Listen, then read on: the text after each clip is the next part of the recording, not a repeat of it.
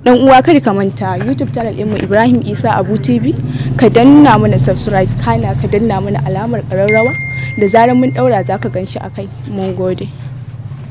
Abuja babban birnin tarayyar Najeriya inda suka tattauna batutuwan da suka shafi kungiyar da yankin yammacin Afirka. A ƙarshe kuma suka yanke shawarar ɗage duk wani takunkumi da kungiyar ta sawa ƙasashen nan hudu mambobin kungiyar, waɗanda sojoji suka karɓe ragamar mulki daga hannun farar hula, wato jamhuriyar Nijar da Burkina Faso da Mali da kuma Gini. Takunkuman da aka cire dai sun hada da waɗanda aka kakaba wa ƙasashen ta fuskar shige da fice ta sama da ƙasa da kuma dokar haramtawa jiragen ƙasashen hudu bi ta sararin samaniyar sauran ƙasashen ƙungiyar ta ECOWAS. Wannan na nufin kenan a yanzu za a ci gaba da gudanar da zirga-zirga da sauran mu'amaloli kamar yadda aka saba a tsakanin ilahirin ƙasashe 15 da ke cikin ƙungiyar.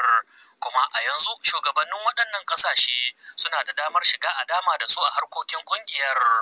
Hakanan kuma ƙungiyar ta ECOWAS ta shawarci ƙasashen hudu da su mayar da wuƙa kube game da aniyarsu ta neman ficewa daga cikinta, domin a ganin ƙungiyar ci gaba da kasancewarsu cikinta ya fi masu alfanu ta fuskoki daban-daban fiye da duk wata riba da suke hangen za su ci idan sun fi can.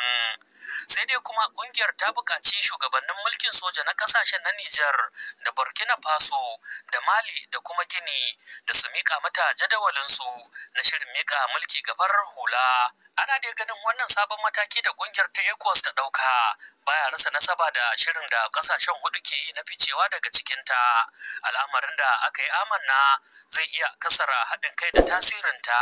Amma ƙungiyar ta ce ta ɗage takunkuman ne bisa dalilan jin kai tsantsa don sauƙaƙa wahalhalun da takunkuman suka haddasa wa jama'ar ƙasashen.